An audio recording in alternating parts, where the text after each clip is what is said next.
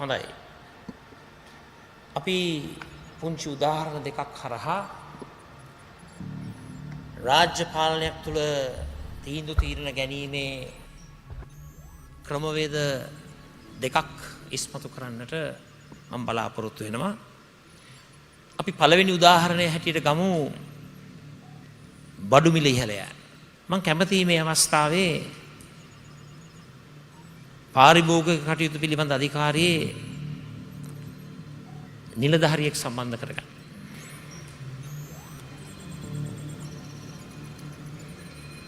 ආඩිබිට computer speaking සුබ සන්ධ්‍යාවක් sir. සුබ සන්ධ්‍යාවක්. මම මගේ දත්ත සටහන ඔබතුමාට හොමාරු කරලා තියෙනවා මේ අවස්ථාවේ සර්. මම කැමති ඔබතුමාගෙන් අහන්න විශේෂයෙන්ම මේ මොහොතේ පහුගිය සති දෙක තුල බඩු මිල ඉහළ යෑම කොහොමද වෙනස් වෙලා තිබෙන්නේ? සර් මෙහෙමයි වෙලා තියෙන්නේ. TikTok, Instagram වගේ platform හින්දා මේ බඩු ඔක්කොම තමන්ගේ මිල ඉහළ දාගත්තා. ඒ වගේම තමයි මේ apps වල තියෙන effects හින්දා මේ කැතයත් ලස්සනට පේන්න ගත්තා සර්. ඊට පස්සේ හුඟක් බඩු තමන්ගේ මිල ඉහළ දැම්ම සර්. සර් මේ හේතුව හින්දා දැන් හුඟක් අය නලල තමයි තියන් ඉන්නේ. මේ වම් පැත්තේ දත්ත සටහන අනුව ඔබට ඒක බලා ගන්න පුළුවන් සර්. පුතා හරි මොකද? ඔව් අපිට පැහැදිලි වෙනවා මේ අවස්ථාවේ ඒ මිල දර්ශක දිහා බැලුවහම බඩු මිල ඉහළ යෑම. මේ දර්ශකයන් දිහා බලලා මම කැමතියි අපේ නිලධාරීතුමාගෙන් අහන්න බඩු මිල ඉහළ යෑම. පහළ දැමීම සඳහා මොකක්ද අපිට කරන්න පුළුවන් ගත හැකි කඩිනම් ක්‍රියාමාර්ග? ඔතන වෙලා තියෙන්නේ හාල් කෑලි ෆෝම් වෙච්ච සීන් එකක්. Facebook එකේ වීඩියෝ එකක් දැක්ක පළියට Messenger call එක ගහ ඔය ලොන්ච පෝල් ගොන්නුපත් යන්නේ නැතුව ඒ වෙලාව තමන්ගේ දියුණුව වෙනුවෙන් යොදා ගන්න පුළුවන් නම් ඔය ෆෝම් වෙච්ච බඩු ඉබේම බිමට බහිනවා. බොරු මොඩලින් ෂෝ, රාජකීය වෙඩින්, Facebook, TikTok වීඩියෝ වගේ දේවල් වලින් ෆෝම් වෙන වැස්සෝ ගණන් නොගෙන ඉන්න එක අපිට කරන්න පුළුවන් තවත් වැඩක් සර්. එහෙමත් බැරි නම් මේ වගේ වපස් යන මේ හරක්ට කෘතිම බුද්ධිය හරහා මොලේ පාදා දෙන්න පුළුවන් නම් හොඳයි කියලා දුවියක්. සර් කාර්තික්. එහෙමත් බැරි නම් මේ වගේ වපස් යන මේ හරක්ට කෘතිම බුද්ධිය හරහා මොලේ පාදා දෙන්න පුළුවන් නම් හොඳයි කියලා අපි යෝජනා කරනවා සර්. ජනක සෞඛ්‍ය කියන එක දැනගන්න ඕන ළමයි නෙමෙයි. ළමයි නෙමෙයි සත්තු සර්පයි තමයි දැනගන්න ඕන. ළමයි දැනගන්න ඕන ಗುಣධර්ම. අම්මට තාත්තට කීකරු වෙන්න. අම්මා තාත්තා කියන දේ අහන්න. ගුරුවරු කියන දේ අහන්න. ඒවා මිස ලිංගික පද්ධතිය ගැන නෙමෙයි. මේක පටලව ගන්න එපා.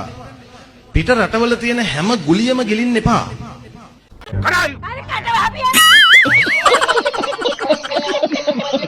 ඕ ලිංගික පද්ධතිය ගැන ඉගෙන ගන්න එපා. එතකොට දේවාලවල කපුවන්ට එහෙම බිස්නස් නැති වෙනවනේ. අර දෙහි ගෙඩිය තියලා බඩ ඇතුලේ ඉන්න යක්ෂයා කපන්න දරුපල දෙන්න, තැඹිලි ගෙඩියෙන් කිරියෙන්න අන්න ඒ වගේ දේවල් කරන්න බැරුව යනවනේ ලිංගික පද්ධතිය කරන්න එපා. ඒවා හොඳ නෑ. බයෝලොජි සර් හැබැයි මේ මට තියෙන ලොකුම බය මොකක්ද දන්නවද? මං විශ්වාස කරන්නේ මෑත කාලේ. අනේ මීට වඩා බයියෙක් ආයි බඩු හම්බෙන්නේ නැහැ පුතේ. මේක තමයි. බයියා නම් බයියා ඉතින් ඈ. හරි? ඒ කියන්නේ බයෝලොජි උගන්වන ගුරුවරයෙක් කියනවා මේ සමහර අය අර දෙවියන් වහන්සේව විශ්වාස කරන පාස්ටර් වරුන් ගාවට ගිහිල්ලා ලෙඩ රෝග සුව කරගන්නවා. මේ කියන්නේ බයෝලොජි උගන්වන ගුරුවරයෙක්. මම කියන්නේ මේ ප්‍රකාශයට විරුද්ධව ලංකාවේ වෛද්‍ය සංගම් පෙනී හිටින්න ඕන. ඊළඟ පරම්පරාවට දොස්තරලා බිහි කරනවා කියලා කියන එකෙක් මම දන්නේ නැහැ මේකාගේ පන්ති වලින් එහෙම මෙඩිසින් යනවද ළමයි කියලා. හරි ඒක වෙනම හොයන්න ඕනේ. හරි ලැජ්ජ නැතුව කියනවා පාස්ටර්ලා ගාවට ගිහිලා දෙවියන් වහන්සේව විශ්වාස කරලා ලෙඩ සුව කරගන්නේ උන් ඉන්නවා. හරි බයෝලොජි ජීව විද්‍යාව උගන්නන එකෙක් ජීව මිත්‍යාව උගන්නන හැටි කියලා කියනවා. අපේ උන් දෙවියෝ විශ්වාස කරන්නේ නැහැ කියලා මැරෙන්නද? ඒ මිනිස්සු ඒකෙන් සහනයක් ගන්නවා වගේ අදහසක් කියනවා. මං කියන්නේ ඔයා බයෝලොජි උගන්නන එක නවත්තලා දේවාලයක් දාගන්න. හරි ආවේශයෙන් හෘදේ වස්තුවේ කුටීරවල ලේ ගලන හැටි අරවා මේවා ඒ තියෙනව නේද මොනවද ඒවා ටික. ඒවා ආවේශයෙන් උගන්නන්න. හරි ආවේශයෙන් උගන්නලා ළමයින්ට කියන්න බයිපාස් එකක් කරන්න හાર્ට් ඇටැක් එකක් ආවොත් බයිපාස් කරන්න එපා දේවාලයකට යන්න කියලා දෙන්න. හරි මහත්තයෝ එක වචනකින් කියන්නද සහගහන ඊටපන් රත්තාව හම් වෙනකන් වැදගත් විදිහට මං රස්තාව දෙයිද? දෙයි වරෙන් ඇතුළට යන්න. අර කොහේ කට්ටියක්ද? ස්පෝර්ට් මීට් එකකටද යන්නේ? කොහෙද යකෝ ස්පෝර්ට් මීට් මේ? මේක සේවකයෝ යන තැනක් මේක ෆැක්ටේරියා. ඒකද ඔය. රත්තාව හම් වෙනකන් ඊට මේ ලියලා තියෙන්නේ. හරි දැන් දැක්කද? දැන් මොකද අර කියවන්නේ? සේකපොයින් දිය කර තිබේ. හරි. හරියට කියවුවනේ දැන් ඒක උඹ. ඔව් හරිද? හොඳට කියුණා නේද? ඔව්. මම ඔය ලියලා තිබ්බේ කියුවේ. ඔව්. ඒ හින්දා මේ බෝඩ් එක මෙතන තියන්න හොඳ නැහැ. උඹ හරියට කිව්වනේ. ඔව්. ඒක ලියපු එක තොට කියව ඒ ගන්න බෑ. බෝඩ් ලෑල්ල ඔහොම තැම්පත් කරන්නේ. මත් කරේ පොඩ්ඩක් හිටපන්. මේ මට රස්සාව හම්බ වෙයිද? උඹේ රස්සාව නැති වෙනවා පිට ඉන්නේ උන් මේක ඇතුළට ආව. ඔව්. එහෙනම් උඹ වරෙන් ඇතුළට. කොහෙන්ද ඇතුල් වෙන්නේ? මෙහෙන් එන්නේ මේ වරෙන්. මේ යන විදිය හරි මාව නිකන් පැත්තකට අද්දනවා වගේ. ඒකට මගේ පැත්තෙන් වරෙන්. මීට වැඩිය හොඳයි. වලත්තයට ප්‍රියයි. වලත්තයට තමයි වලත්තය එකතු වෙන්නේ. වලත්තයෝ ටික එකට ඉන්න. වලත්තයට ප්‍රියයි. වලත්තයට තමයි වලත්තය එකතු වෙන්නේ. වලත්තයෝ ටික එකට ඉන්න. අද වැඩන මේ මෙයාලා කරන්නේ මඩ ගහන එක. එහෙම කරන්න දෙන්න බෑ. අද මෙයාලගේ ප්‍රධානම ටාගට් එක බඩපත් ලැබෙන්නේ මේ රටේ බුද්ධ ශාසනය. ඒගොල්ලොන්ට අද මේ ශාසනික මෙහෙවරක් කරන ස්වාමින් වහන්සේලාට දැඩි ලෙස ඉලක්කල ප්‍රහාර කළා මෙයාලගේ අනුගාමිකයෝ සහ මෙයාලගේ කැබිනට් ඇමතිවරු. ඒ නිසා පැහැදිලි ලෙසම ලාල්කාන්ත ඇමතිවරයා ඒ කරන ලද ප්‍රකාශය වහා මිල්ලාස්කරණය වෙන සමාව වජනය කරන තමන් නියෝජනය කරන්නේ සෙන්කරගල පුරව දේශපාලන නායකත්වය. එතන ඉඳගෙන තමයි මිහිඳු මහරහතන් වහන්සේ බුද්ධ ආගම ගෙනාවු ඒ ඓතිහාසික මිහින්තලයට කරපු අපහාසය. ඒ නිසා අපි ආණ්ඩුවේ මහත්වරුන්ට කියනවා ඔයාලගේ මඩ බලකාය නිහඬ කරන ලොකු අරගලයක් අපි ආරම්භ කරනවා මතක තියාගන්න. කොයි අප්පාමි සූදා විදේශයේ පිටරට ඉඳගෙන මඩ ගන්න අප්පාමිලා බල දැනගනියොත් ඔබේ අම්මා තාත්තා ඉන්න ලංකාවේ. අම්මා තාත්තා කාට ගිහලා කියන්නේ මේ වගේ කාලකන්ණියෙක් ජාතක කරපේකේ වන්දිය බලගමල්ල ඇත්තල කියන. ඒකත් අපි දැනගනියව. අපි ඔක්කොම බය වුණා දැන්. ඔන්න අපි බය වුණා.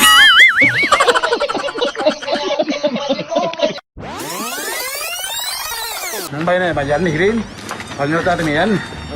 අද මම ආරක්ෂා කරන දඩුව ටික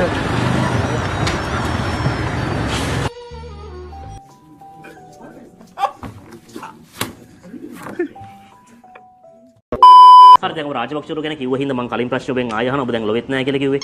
දැන් මම කලින් අහන්න හැදුවේ මේ දැන් ඔබ සජබය UMP එකත් එක්ක ආය පාරක් සම්දානගත වෙන්න උත්සාහ කරද්දී ඔබේ පක්ෂයේ පිරිසක් මේ පොහොට්ටුව පැත්තට සිග්නල් දාන පාටක් පේනවා. දැන් ඔබේ දිස්ත්‍රික්කෙම සමහර මන්ත්‍රීවරු මම දැක්ක ඉන්දියා ගිහින් දින නාමල් රාජපක්ෂ මහත්තයාත් එක්ක ඒ සජබයට ආපු ආරාධනයක්ද නැත්නම් සජබය නිල වශයෙන් නාමල් රාජපක්ෂගේ ඉන්දියා ගමනට පක්ෂෙන් දෙන්නෙක් දුන්නද?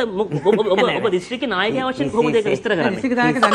ඔබ කිසිසේත්ම නාමල් රාජපක්ෂ මැතිතුමාව පුම්බන්න ගෙනිච්ච මේ සංචාරයක් නෙමෙයි. ඒක ලංකාවේ සමාජ මාධ්‍ය වලින් නාමල් රාජපක්ෂ මැතිතුමා ඉතා සංවිධානාත්මක ඒක කරන එක වෙන කතාවක්.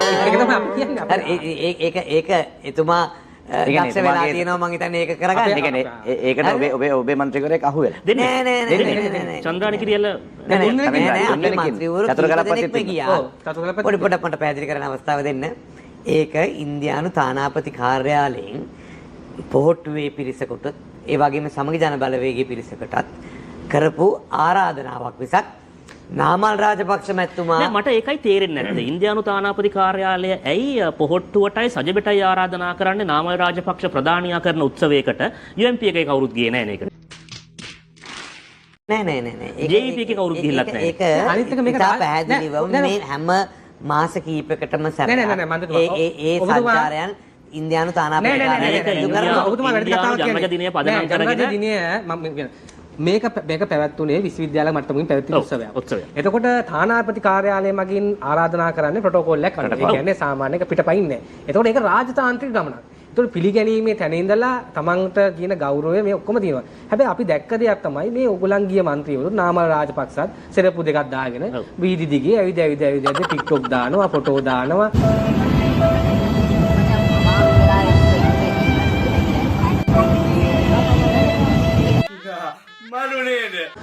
අවසාන මොහොතේ වෙනම ටයිප් කරලා එවනවා මේ කැම්පස් එකක මේ උත්සවය සඳහා තමයි අපි සහභාගී වුණේ කියලා කියනවා. දැන් මොකද්ද මේ රාජතාන්ත්‍රික දැන් ඔය තානාපති කාර්යාලය ඇල්ලනවා ඔබ වක්කීම ගන්න ඕනේ. පැහැදිලිව. ඔබට තානාපති කාර්යාලය ආරාධනා කරේ. පැහැදිලිවම තානාපති කාර්යාලයෙන් තමයි මේක සංවිධානය කරලා ආරාධනාවක් පක්ෂ දෙකට ආරාධනා කරන මන්ත්‍රීවරු තුන්දෙනාගේ පක්ෂ අනුදැනුම ඇතුළද? අනිත් එක මම ඇහුවේ පක්ෂයේ පූර්ණ අවසරයක් සහිතව තමයි මේ මන්ත්‍රීවරයෙක් සහ මන්ත්‍රීවරුන් දෙදෙනෙක් මේ ගමන සහභාගී වෙන්නේ. ඔබේ දිස්ත්‍රික්කයේ මන්ත්‍රීතුමා තමයි විපක්ෂ නායක සජිත් ප්‍රේමදාස මහත්මයාගේ මාධ්‍ය ප්‍රකාශකනේ. ඒතර විපක්ෂ නායක සජිත් ප්‍රේමදාසගේ මාධ්‍ය ප්‍රකාශක තමයි යන්නේ නාමල් රාජපක්ෂ ප්‍රධාන මුත්තා වෙන රැස්වීමකට ඉන්දියානු ආරාධනාව මත.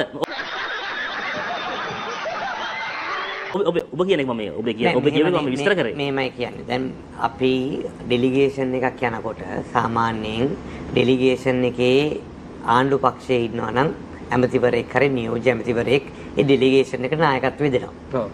හරිද? දැන් මේ වෙලාවේ දැන් ඔබ කියන්නේ මේ ඩෙලිගේෂන් ආසන තුනක් තියෙන පොහොට්ටුවේ කෙනෙක් කොහොමද නායකත්වය දෙන්නේ? ප්‍රධාන රටේ ප්‍රධාන විපක්ෂයේ නියෝජනය කරන මන්ත්‍රීවරු තුන් දෙනෙක් කැලේට දාලා මේ ආසන තුනක් තියෙන නාමල් රාජපක්ෂ ප්‍රධාන සංවිධානය එහෙම නෙමෙයි. දැන් එහෙම නැත්නම් සජිබ ඉන්දියානු සංචාර විපක්ෂ નાයකතුමා එතුමා නාමල් රාජපක්ෂ මැතිතුමා ඒ කණ්ඩායමත් බලනකොට ජ්‍යෙෂ්ඨතම මන්ත්‍රීවරයා. ඉතින් අමු ගවය යා ටීම් ලීඩර්ද ඔබ කියන්නේ? මම ඩෙලිගේෂන් එක ලීඩ් කරන්න ඒක ටීම් ලීඩර්.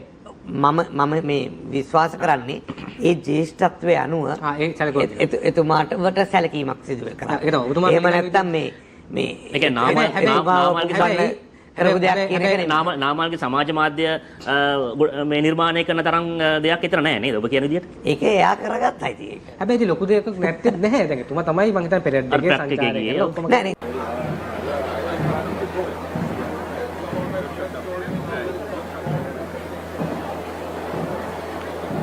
මං කිව්වේ මූට තාම පිස්සු කියලා.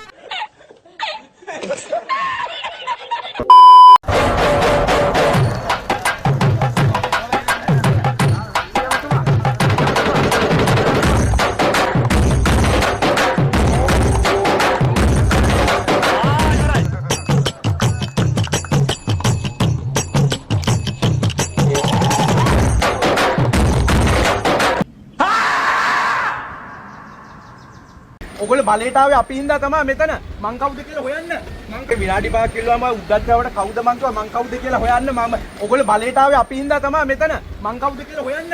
මං කවුද කියලා මේ රටේ මිනිස්සු දන්නවා. ඔගොල්ලෝ බලේ උද්දච්ච වෙනවා මේක ඩිසයින් එක කරලා විනාඩි 5ක්. අට කුලප්පු කරන්න එපා කාලකන්ණියනේ. එක හෙනයක් නෙමෙයි. තොපිට හෙන 7 ගහන්න ඕන. කාලකන්ණි වල්පරේ.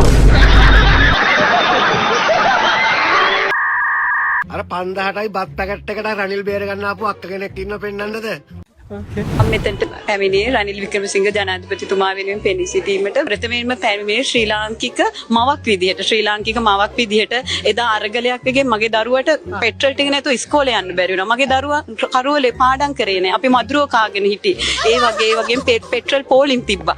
ඒ වගේම අපිට ගෑස් පෝලිම් තිබ්බා. අපි පෝලිම් යුගවල දැක්කේ නැහැ. අපි මං හිතන්නේ මම 87 ඉපදෙච්ච කෙනෙක්. 87න් පස්සේ දැක්ක පළවෙනි පෝලිම් යුගය තමයි එදා නිර්මාණය වුණේ. එතනදී අපි දැනගත්තා අපිට නායකයෙක් නැති වේද? Women. Let's go. අන්න ඒක තමයි ගෑණි අපි කියන්නේ. තෙල් පෝලිං තිබුණා. ගෑස් පෝලිං වල මිනිස්සු මැරුණා. කිරි පෝලිං වල මිනිස්සු මැරුණා. කන්න බොන්න නැතුව හිටියා. ඒක තමයි බල රනිල් රාජපක්ෂලා කරේ. වෙන දෙයක් කරේ නෑ උන්. බල දැන් කොල්ල මැරුණේ ඔතන විතරක් නෙවෙයිනේ. එතකොට අර සුදු වෑන් වලින් උස්සන් ගිහිල්ලා මරපු කොල්ල ගැන උඹලා කතා කරන්න ආවද? බටලන්දේ මිනිස්සු මැරුවා උඹලා කතා කරන්න ආවද? ඔය රනිල්ලට හිරේ ගිහිල්ලා මැරෙන්න ඕනේ නෙමෙයි. පණුව ගහලා මැරෙන්න ඕනේ ඔකු. මිනිස්සුන්ට කරපු අපරාධ වලට. ඒවට පණුව ගහලා මැරෙන්න ඕනේ ඔකා.